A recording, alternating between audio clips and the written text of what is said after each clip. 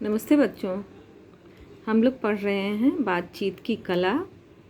ठीक है, आगे हम लोग पढ़ते हैं। एक दिन एक नवविवाहिता स्त्री ने रेडियो खोला। उसमें एक ही स्टेशन पर दो भिन्न कार्यक्रम सुनाई दे रहे थे। एक में प्रातःकालीन व्यायाम तथा दूसरे में पकवान बनाने की विधि बताई जा रही थी। रेडियो से आवाज़ आ रही थी, अब सुनिए स्वादिष्ट व्यंजन की विधि। अपने हाथ कूल्हों पर रखिए, एक बर्तन में थोड़ा आटा लीजिए, अपने शरीर को अंगूठों व पंजों के बल पर खड़ा कीजिए तथा आटे में आधा प्याला दूध मिलाइए। धीरे धीरे अपने शरीर को संतुलित कीजिए। अब 2 अंडे फेंटिए, 6 बार लगातार ऐसा कीजिए। इसके बाद घोल को आग पर चढ़ाकर ज़मीन पर लेट जाइए। 10 मिनट बाद उतारिए और सूखे तौलिए से पोंछकर गर्मा गर्म परोसिए। पत्नी 10 मिनट बीतने का इंतजार कर रही थी। पति महोदय चुपके चुपके सभी क्रियाएं देख रहे थे। आग पर रखा बर्तन जल गया। यह सब देखकर गुस्से के स्थान पर पति महोदय की हंसी फूट पड़ी।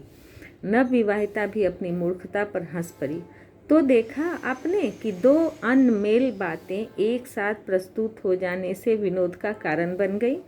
इस प्रकार बातचीत में अनमेल प्रसंग हास्य व विनोद का कारण बन जाते हैं।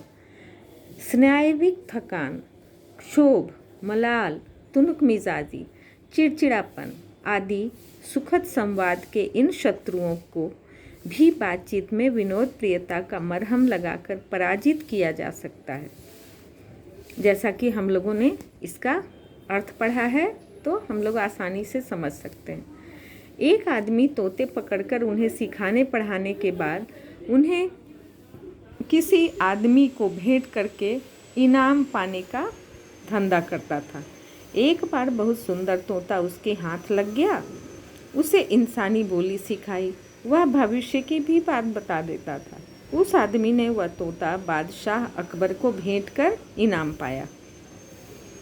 बादशाह ने तोते की देखरेख के लिए एक व्यक्ति को नियुक्त कर दिया और हिदायत दी कि यदि तोता मर गया तो तुम्हें मार डाला जाएगा।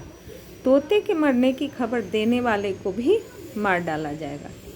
एक दिन अचानक तोता मर गया। तोते का रखवाला घबरा गया। वह भागा भागा बीरबल के पास गया और कहने लगा, अब मेरी जान केवल आप ही बचा सकते हैं। यदि मैं तोते के मरने की खबर दूंगा तब भी मृत्युदंड बादशाह स्वयं पता लगाएंगे, तब भी। अब मैं क्या करूं? बीरबल ने कहा, आप निश्चिंत रहें।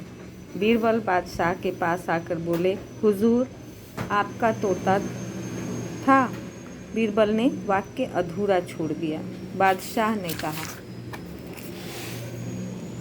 क्या हुआ तोते को?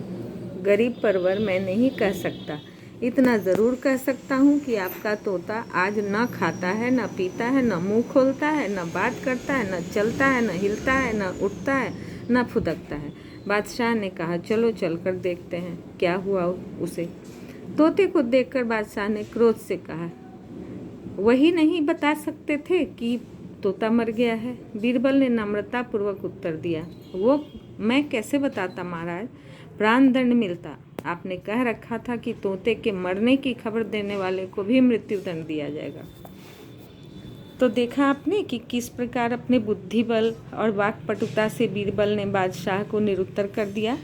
बातचीत में शब्द चातुर्य के साथ विनोदपूर्ण हाजिर जवाबी 4 चांद लगा देती है। शब्द चातुर्य से प्रतिकार स्वरूप दिए गए तात्कालिक उत्तर चुटीले होते हुए भी बातचीत में सरसता, रोचकता व आकर्षण ला देते हैं।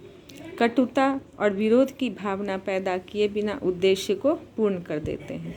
बातचीत में जितनी ही अधिक सावधानी, सजगता तथा संयम बरता जाता है, उतनी ही यह कला सार्थक तथा अमोघ सिद्ध होती है। आवेश तथा अति प्रगल्भता बातचीत की कला को विकलांग बना देती है।